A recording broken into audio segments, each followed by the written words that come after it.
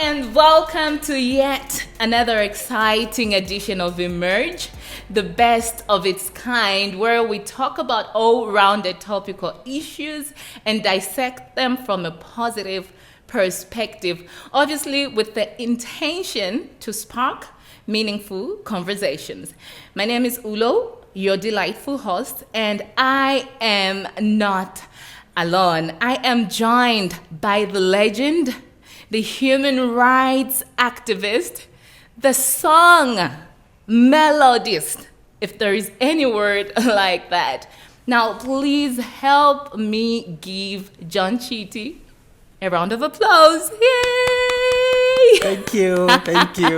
Welcome to Emerge. Oh, thank you. Good to be here. I've been watching some of your production and find that I'm here. It's good. I'm happy. Thank you. You guys are doing a great job.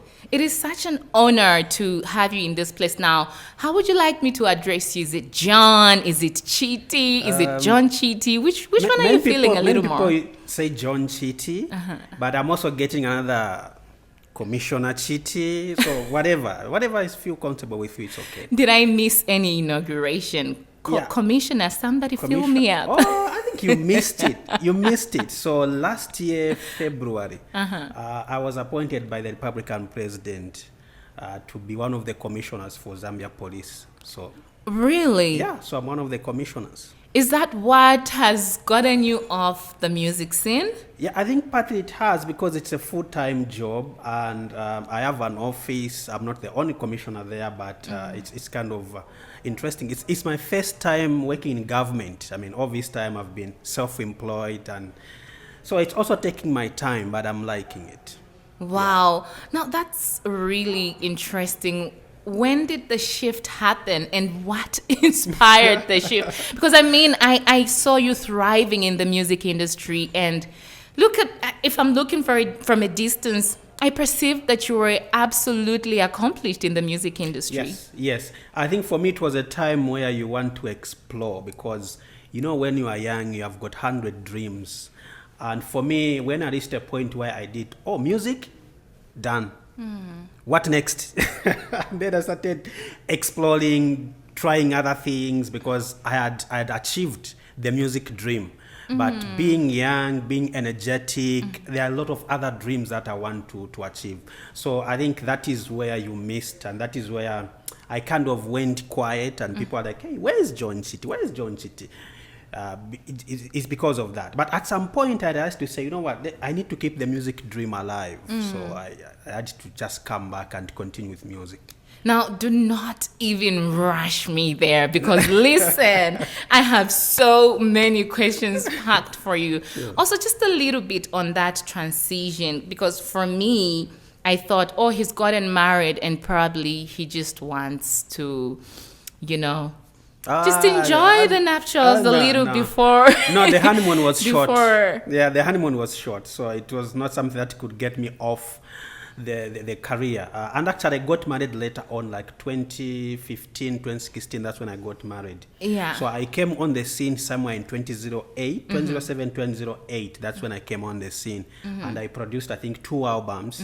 And when I had succeeded in music, I just wanted to explore other dreams. I wanted to explore. One of the things that kept me busy is the organization that I formed, because I also formed an organization for people with albinism, which was the first organization. And I was the founder, I was the director, I was the sponsor. I mean, I was everything. And it was my first experience as well. So that also kept me busy, because I had offices to run, I had an organization to run. It was operating countrywide. So that also kept me busy. Wow. And it's really interesting to see that just at about the time you sort of took a back seat from the music industry is the time you were actually at the peak of your career. Yeah. Literally at the peak of your career. So then tell me how you've been finding the works on the other side, the humanitarian works like you've mentioned, and also you being in office as a commissioner. How has that shift been for you, and how different has it been from your lifestyle to when you were in the music industry? Well, first of all, when I entered the hospitality community, being a director, running organizations, helping people, I realized that there are so much people need help.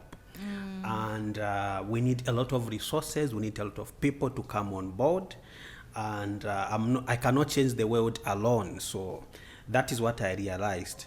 So that is why I started coming back to certain things that would give me more power, like music, for example. Music would give me more income so that I can go back and help more people. So I started coming back, and when I was offered this job as a commissioner, I took it. Because it's not just about working, it's also about the income as well. Because if I am empowered, I'll be able to help as many people as I can. So that is what I realized. And I had now to get back to all my businesses and other things that I was doing. Because there's so much people, there are so many people need help. And we need to gather as much support as we can.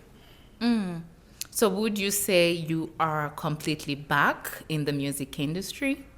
Yes, I'm back. And what I've done is that at the organization, I have handed over to someone who has taken up as a director. So the role that I want to play now there is the support and the guidance to them. So now I have more time for my music.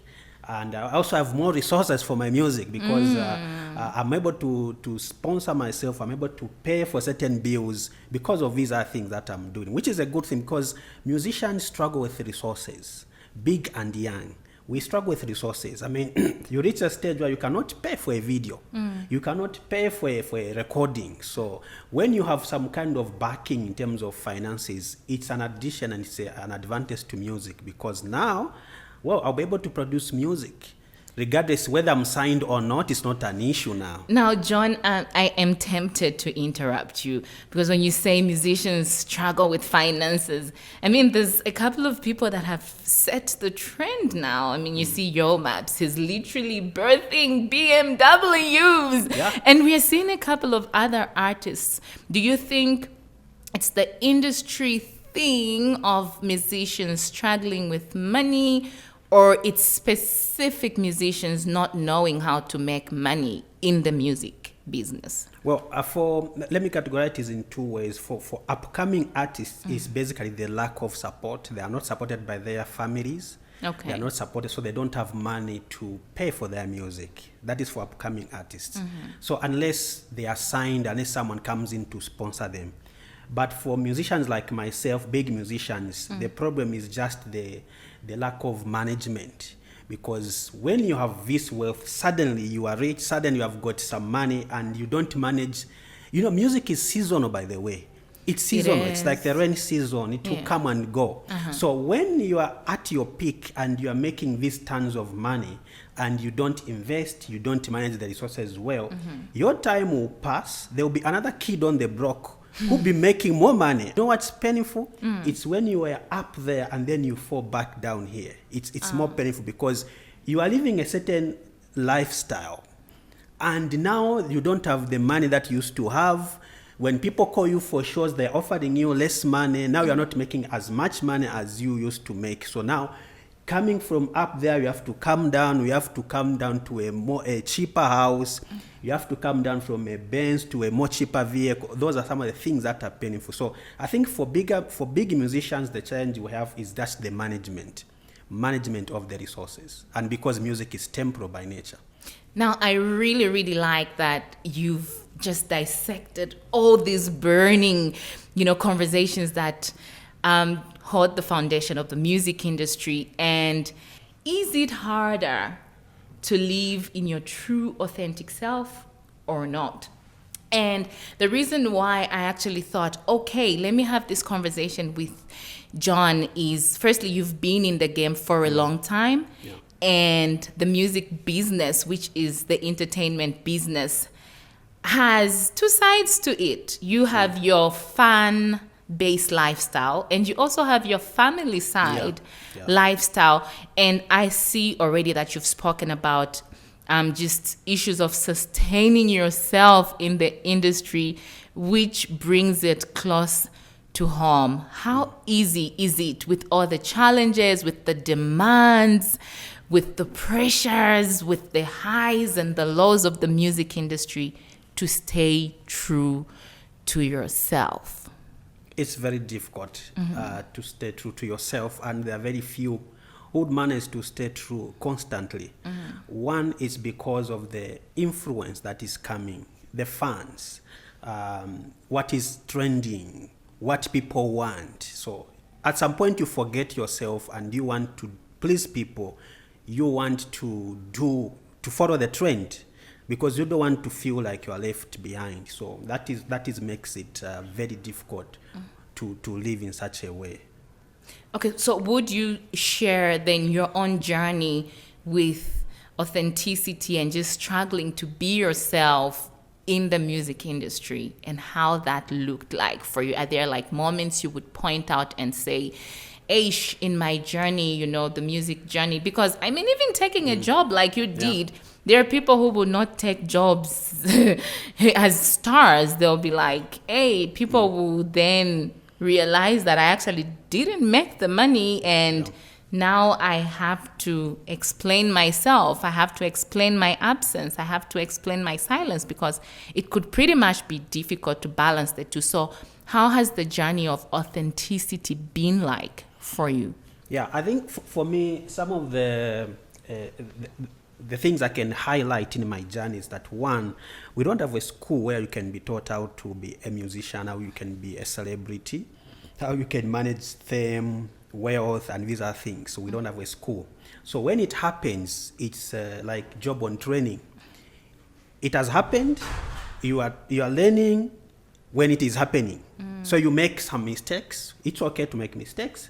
But what is important is to keep learning. And this is my message to musicians out there. There is no school where you can go and learn. I mean, I did music at school, but it's totally different. The music they will teach you. So because we are not prepared, fully prepared for this, when it happens, it's difficult because you are learning when you're already in the system. So that is one highlight that I think, even myself, I wanted to be a musician. That's all. I just wanted to be a musician, but I didn't know a lot of things. So when it happened, I was making mistakes here and there. So that is one thing. The big thing also is the resources. I'll still come back to the resources as well. So for me, my first album was sponsored. I managed to find a sponsor, Mr. Sam Mwava, and the studio was called Crystal Studio and Entertainment. So I remember they Crystal signed me. Studio. I was their first artist. Where are they? Well, I don't know. I need to read Mr. Sam. Like, it has been a while. Where are you? So, yeah. So, but Mr. Sam is a businessman. So he has a lot of businesses that he is doing.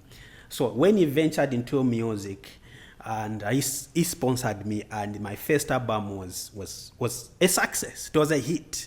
Yeah. And then now I had to learn to make my own money and everything. But what you need to know is that when an album happens like that, there are a lot of key players involved. So even when the money comes, it is shared. So it's not all my money. So people just know John Chiti, but you don't know that behind John Chiti there is a sponsor, there is a producer, there is a manager, there is all these people who need to have their piece of cake. So it's not that everything comes to you. So it's teamwork. So that is that. So the other thing I think to me is influence. You are not advised correctly. I think for me, the mistake I made was to terminate the contract prematurely. Okay. I felt when I had made it, I felt like, oh, well, I'm here. I can do it now on my own. Yeah. I didn't know that I still needed, I think my contract should have gone further because I still needed more guidance. I still needed. So, but you know, when you are there and people advising you and you feel like, okay, now you can make it alone. So the mistake I made was that I didn't want to continue with my contract because I was feeling like now I'm the big artist. Wow. And when I started doing it alone, I realized I saying, wow, I need a studio. I need Mr. Sam here. Because now you can't do everything alone. I mean, it's difficult. It's very hard. You need a studio. You need teamwork. You need people to work with you. So I think that is the main lesson that I've learned. And that's the thing, especially with a lot of upcoming artists now, or just upcoming entertainers, because the entertainment industry is broader now. I mean, we see the emerging of actors, we see producers being celebrated, and a couple of other people in the entertainment industry, is that when we get to a certain place of, hype, growth, then we think, oh, it's actually easy. Yeah. I can do this. And you make your first million that accords you to buy the BMW. Yeah. And obviously you think, I've got this. So how then did you rectify that? Because I know that obviously you're not with the record anymore. You had to join the government service in order to just reposition yourself financially. But how did you manage to navigate that journey, and how did you fix that mess? Well, I think for me, I think first of all, the job is more recent. It's more recent. I had to survive many years even before this job. But what helped me is, first of all, management, resource management, knowing how to manage whatever you have. Let me tell you that I'm coming from a boarding school background. So I went to a boarding school, and in boarding school, your parent will give you some money, and this money is supposed to take you for a period of time, maybe for 3 months, and you have to budget. You have to know that I'll buy 2 tablets of soap, and I'm not having any money until. So I was growing up with that kind of management where when you have some money, you know how to budget. So I think that helped me a lot. So whatever monies I was making, and when I saw that my finances started coming down, because it's like a graph. When you are there, you are making you charge people a lot of money, and yes, they will pay you. But there will come a time when your graph just begins to fall down. Business begins to come down. The offers you find that it will take maybe 1 or 2 weeks or 1 or 2 months without any show, or 3 months without any show. But when you are there, you are fully booked. So when I realized that, okay, things have started coming down, the skill of resource management really helped me to just manage whatever I was having. And I was wise enough to invest in some businesses. And actually, I built my first house not when I was there. Really? But when the actually was coming down, that's when I even built my house. Where is your house? My house is within Lusaka, in somewhere near Kabangwe. Great. So it's just resource management for me, I think. And what helped me so much is the boarding school kind of life, where my parents will send me to school and they'll give me money, and I'm on my own and I have to manage that money. I have to see how do I balance here, what is important, what can wait, and that kind of skill is very important, and I think it has helped me in so many ways. Wow. Now, we cannot talk about the past without forging on to the future. And I would like to know, because obviously I know we did mention in the beginning of this conversation, seeing the journey and just, the things that you've had to go through, you joining the police service, and now coming back and you're making a lot of buzz online, and the song Chikondi Chapoyamba. Yeah. Why? First love. Yeah. Well, Why first love? Well, I think everyone has a first love. Do you remember those times when? How did it feel? Just the first times when you were in love, doing those crazy things, staying on phone all night. But don't you think that love should stay the same? Oh yes, that's why I'm here to remind you. My love has stayed the same. Well, it has declined. Some things have changed. Now we don't talk often. Now, you don't miss me anymore. Okay. Now there's so many things happening. Now you are seeing other people. So I'm just here to remind people of their first love. And that is the title of my album. So Chikondi Chapoyamba is just reminding you to say, hey, remember the first love. And like I said in my other song, the first cut is the deepest. Like in Bob Mabege's voice, Mama first cut is the deepest. Remember that song? No matter how long uzatenga, suzapeza wina. So the first cut. So I'm reminding you of that first cut, that Absolutely. first love. I think we miss it. We miss it. Interesting. I would be happy if people started going back to their first love and just experience that some more. But do you think that's feasible? Yeah. And this also applies both to secular and gospel, because not only love as between you and me, also the love for God as well. The first time you are baptized, the first time you give yourself to Christ, you love God, headed to church. But then you just, you stop going to church. So even spiritually, I'm reminding people of the first love they have. Yeah. Wow. So, but then, which also reminds me of something, because when you got off the music scene, there were rumors that you've gone into gospel, you've started doing Christian songs. What happened to that actually, era? I even have a gospel album, which I produced, I think, in 2014. The title is Wapusuka, and in that album, there is a very popular song called The Lawyer, which I featured Ephraim, son of Africa. So that album has got about 12 songs, gospel songs. So yes, I went to gospel, and I must say that I'm still in gospel. I'm a gospel artist. I am a Christian. I am a very spiritual person. I have a strong relationship with my God, my Creator.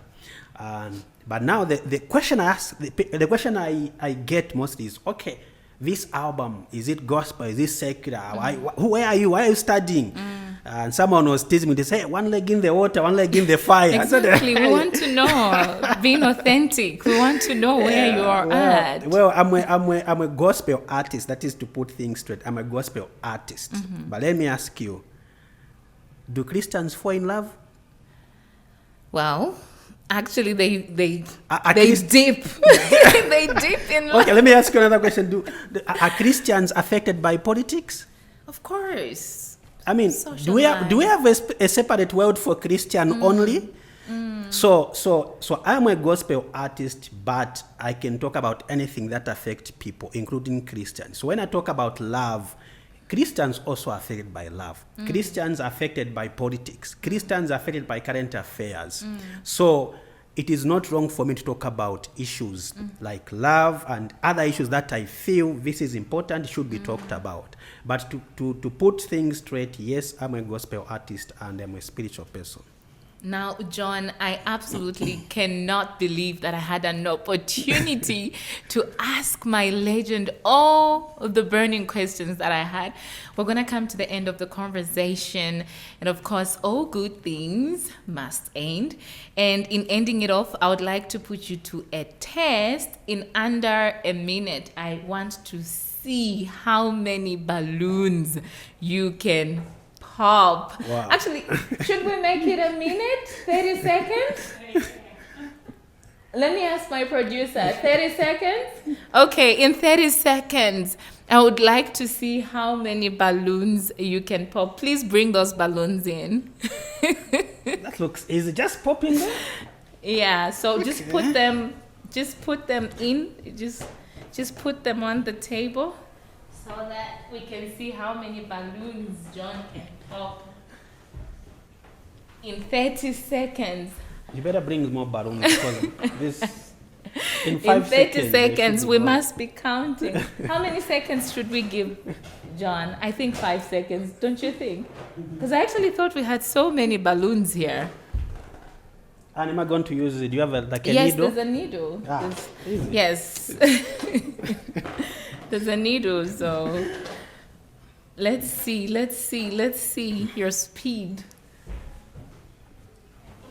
You know, I used to play drums. Yes. So my hands are quite fast. Ah, really? Did you learn that when you went to your music school? Yes. Okay. Where did you study? As secondary, I was at Mnali. It was just Mnali, and then primary, I was at Lions School in Ndola. Okay. So both at these schools, there was music. Ah, and really? I used to play drums. I used to play guitar. So I do have some musical background. Okay. I think we'll do 5 seconds because these balloons are a little. So we'll wait for a go ahead. Go. Timer on. Go!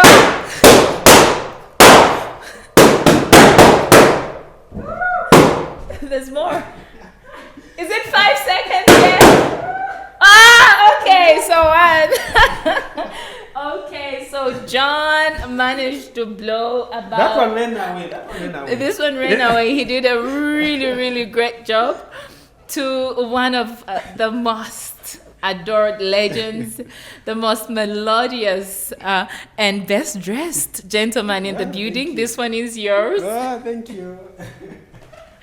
Thank you so much for making time to have a conversation with us on Emerge. We absolutely wish you all the best on your next endeavors. Now, if there is one thing you would say to the young you or to the young artist in signing off, what is it that you would say to them? Well, I think I would just say don't be afraid. Go for your dream. Yeah. Don't be afraid. Wow, that's profound. From me, your girl Ulo, the delightful host, and of course, the legend John Chiti, it's thank you so much. God bless and catch you next week, same time, same place.